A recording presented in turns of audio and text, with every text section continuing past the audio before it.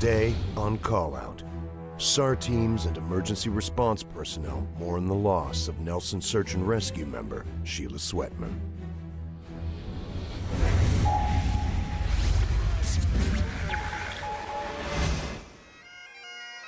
Saturday, 9:30 a.m. Hundreds of search and rescue volunteers and emergency response members from British Columbia and out of province gather at the Nelson Airfield for a very sad, very special event. They are attending the memorial of Nelson Search and Rescue member Sheila Sweatman, the first volunteer ground SAR member ever to die in the line of duty. Sheila started with Nelson SAR 2.5 years previously and loved being involved in search and rescue. She shared her challenges and achievements with all of us as a SAR rookie member in the Callout TV series.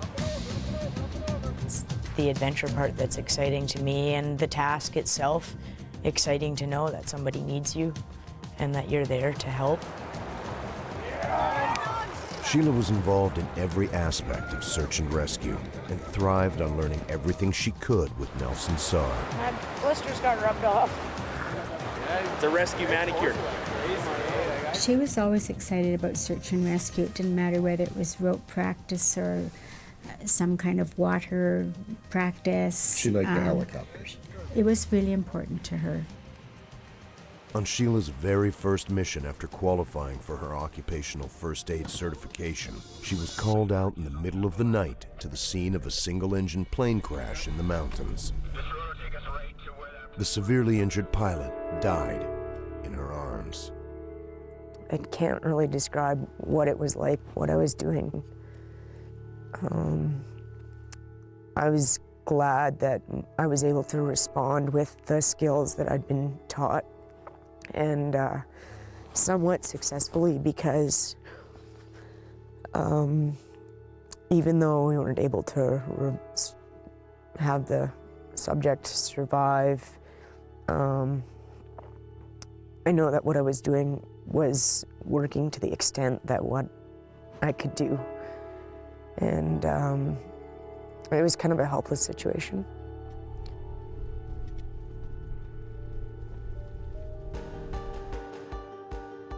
Sheila got through that traumatic experience with the support of her peers and her family. And as difficult as that event was, she did not quit volunteering for search and rescue. She felt very strong about, in fact, extremely strong, even after that horrible experience, for a first time out of, I want to do this, and she did it. If anything, that just strengthened her conviction that you've got to do things to help people. Sheila was part of an organization of nearly 3,000 SAR volunteers from more than 80 communities in British Columbia that give thousands of volunteer hours to search and rescue.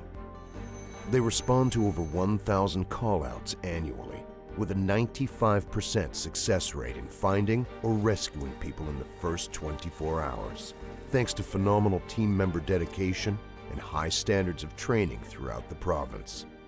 While many here today have had to deal with the death and injury of subjects in the field, none have lost a team member during a mission.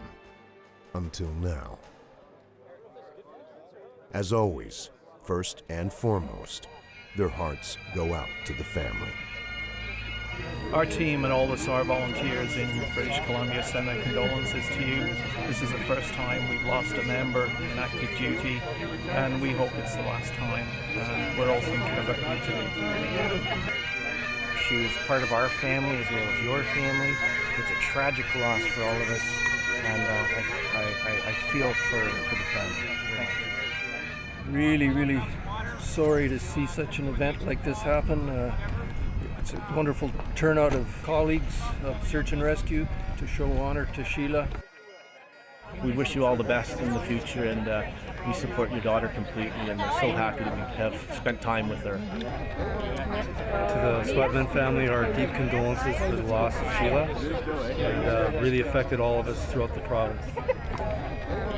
We're all here just sharing what we can with each other, and hopefully the family will get some sense of the community that their daughter belonged to and how much we care about her. We had been told that there would be a parade, a flyover, and a flotilla. I was surprised at the impact that it had. I knew it would be hard for us, but it was obvious it was hard for everybody. A lot of people that are here, that you will see here for the ceremony itself, they weren't asked to be here. They came, they wanted to be here. And it's no different if it's a line of duty death with a paramedic, a firefighter, police officer, Canadian Forces personnel. People want to be there, they want to show their respect for Sheila. They want to demonstrate what Sheila was, what she did for her community, for the province. Among the hundreds of mourners is Swiftwater specialist Chris Armstrong. It's an overwhelming event, this many people coming here. You know, people I've met at conferences from all over North America, the U.S. Overwhelming support. Sheila would have been blown away by this. So, you get knocked out of the boat, happens quite often. Quite often you got your blade. Chris spent many hours training and working alongside Sheila. He was her search and rescue mentor at Nelson SAR. They were good friends. Sheila, you ready to belay? Ready? Then the stretcher team ready to belay? Ready? Chris was also site leader during the Swiftwater accident that took Sheila's life. As the parade begins the slow march to the park where presentations will be made, the accident is on the minds of many. It happened during a call-out at the Goat River near Creston, BC. We were called out to the Goat River. There was a despondent female had been missing for 10 days. A canoeist had paddled down the river and found a vehicle upside down in the middle of the river, the middle of the Goat River. There was evidence that a car had hit the bridge abutment and had jumped into the river off the abutment. We were asked to go and access the vehicle, make sure it was the right vehicle, and assess if maybe the subject was in it or not in it to determine what form of search we were going to do. Several teams responded to the call-out. It looked to be a good training opportunity on a seemingly straightforward mission. We had decided that the safest way to do it was to set up a tension diagonal across the river, put a cataract as a stable rescue platform onto that system, and lower the boat above the upside-down vehicle that was submerged in the river, and use a drop camera on a pole to actually look into the vehicle and see if someone was in it. After about a half hour of trying to look into the vehicle, we realized that the current was a little too strong and the roof had been collapsed, so we couldn't get a good visual. The only thing really left was to try to pull the vehicle. We're already set up, we're on the vehicle. Exposing two people to a limited amount of danger to get the vehicle hooked up and pulled out is far better than spending days and multiple people searching log jams and dangerous entrapments downstream. SAR members searching a river for missing persons must comb every nook and cranny where a body might be entrapped. This can be dangerous. Throughout Swiftwater training, safety is always emphasized, and members are constantly told never to expose themselves to inordinate risk when searching for an already deceased person. Are we taking any risks for a dead person? No. None at all. Anyone who enters the water, even if it is this deep, is tethered. Why? Fall and go. Fall down, they're going to get swept. Right? The tether's going to help them get back up. So no risks.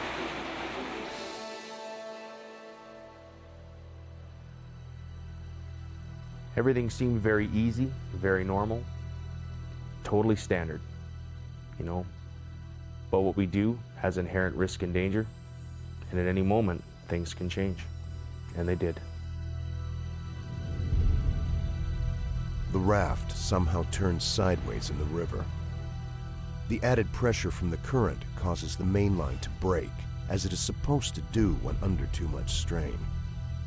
Sheila is managing a short length of cable attached to the car underwater. She becomes entangled and pulled into the river.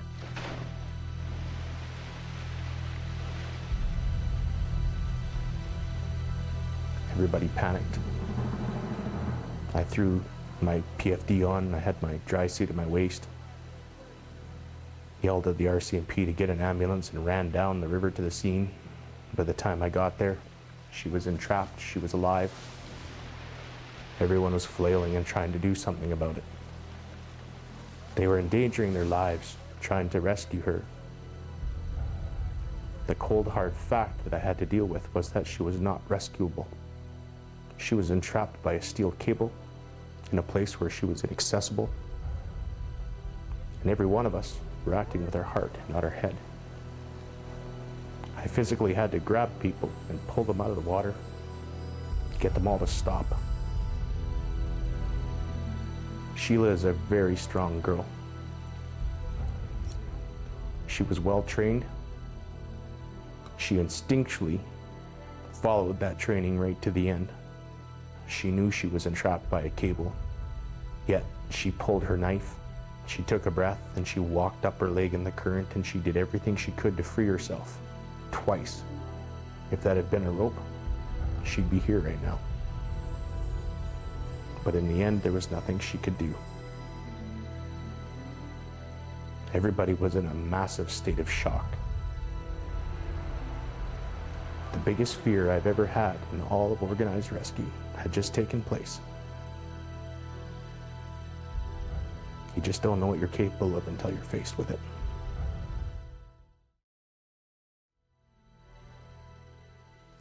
I want to express my deepest sympathies to Ms. Sweatman's family, friends, and colleagues during this difficult time. Her death is a tragic example of the risk that search and rescue volunteers take every time they respond to a call. It's also a reminder that we owe an immense debt of gratitude to those in our communities like Ms. Sweatman who are willing to take that risk for us. The day we heard of Ms. Sweatman's passing was a somber one for our staff. After the accident, Sheila's emotionally shattered team needed to be there to bring her home. It was devastating. It really was for all the teams involved, and we decided that the teams who had been there on the day she died were going to be isolated with a viewpoint for themselves because they really wanted to see, and that wanting to see was closure for them. They wanted their member to come home. You know, a lot of our management and our leaders were rightfully so feeling that, you know, the team that was initially there is compromised. You know, they should leave the scene, they should go home, but these are friends, these are family. You can't tell them to leave. She's still in the river. So the decisions were made that those who were directly involved would stand by. The other team members that came in that weren't there for the initial incident would do the actual rescue. We rebuilt the same system. We had all agreed that it was the most appropriate way, and we went about the process of recovering her.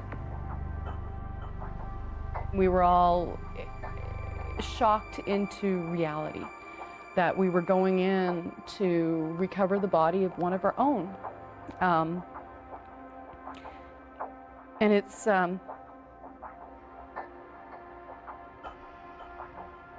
one of the hardest things that I've ever had to do, for sure. I think it's probably the most powerful thing I've ever seen, and probably stick with me the rest of my life, is that once she was recovered, we let all the members go out.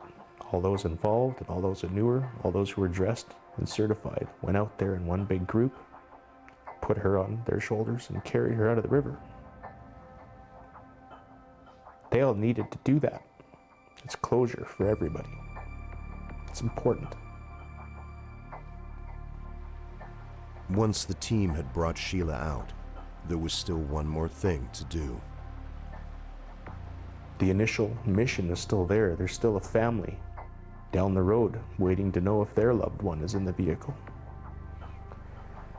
So we removed the vehicle. It turned out that she was possibly in it. She probably came out of the vehicle and removed it. But once the vehicle was recovered, it was decided that the event needed to be shut down. Everyone needed to go home. Everyone needed to process and deal with what happened, and we'd come back and search for the deceased girl. A few days later, however, an RCMP helicopter flying the river spotted the deceased subject. You join a great family of people who share your desire to help others.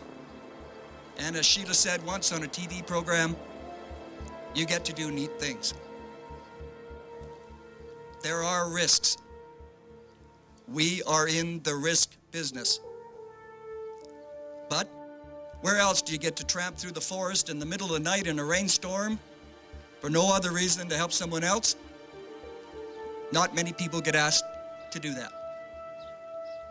And if we ever doubted our calling, you just have to understand these numbers. In the few short weeks since Sheila's accident, the unpaid professional SAR communities of BC that Sheila was a part of have answered another 100 calls. Another 100 call-outs in BC alone, all done by volunteers in the short few weeks since the accident. By this time, investigations into Sheila's death are well underway, involving the RCMP, Emergency Management BC, WorkSafe BC, and various insurance companies. These investigations will continue for months. All of the SAR members who witnessed the incident, as well as others who were there, are interviewed and re-interviewed. As site leader, Chris Armstrong is under particular scrutiny. Offensively, try to catch the hole, and if you can't, swim to shore. When you're sitting in a room with a tape recorder and you're being asked very specific questions, they're not just, well, what happened? They're also, well, who are you to make that call? What is your certification? Where does your judgment lie in all this? You're in the hot seat. Search and rescue volunteers aren't paid, but they are liable, as legally accountable as their paid emergency response counterparts. Every angle's being looked at. The ropes we use, the manufacturers, the techniques, everything. And so it should. In the past couple of decades, the whole SAR scenario has quickly blossomed from Good Samaritans with a pickup truck and stretcher to helicopters, high-tech, and very sophisticated hardware, with specialized teams often functioning within extreme technical environments. Pulling himself back out. Here he comes. Good job. We train in dangerous technical rescue. This is a choice we've made. This is something we do for our community. You look across Canada, across North America, there's very small groups of people trained to that level who are out there doing this kind of work. We are the people you call. Because if we don't do it, Joe Public's gonna go out there and do it, and we're gonna be on another call.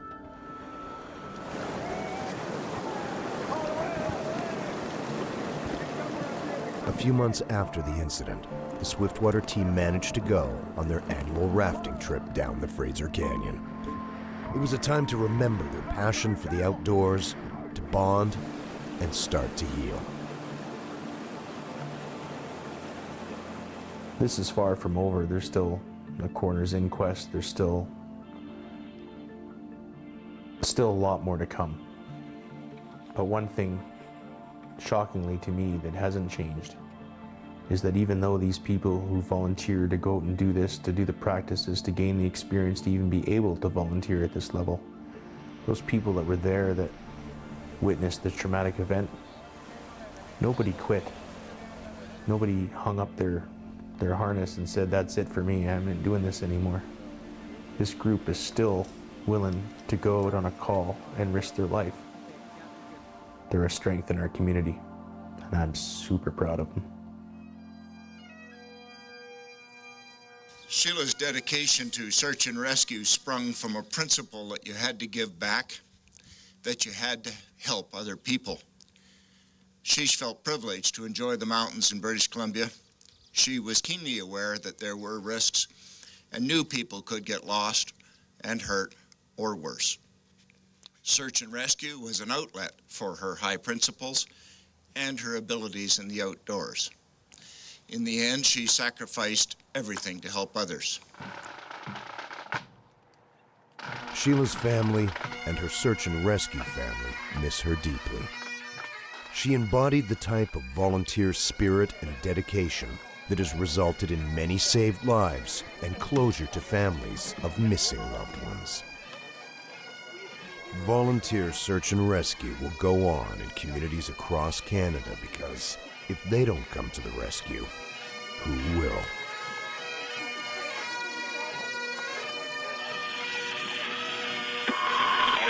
All units. Check X-Footman, stand down. That's a commando.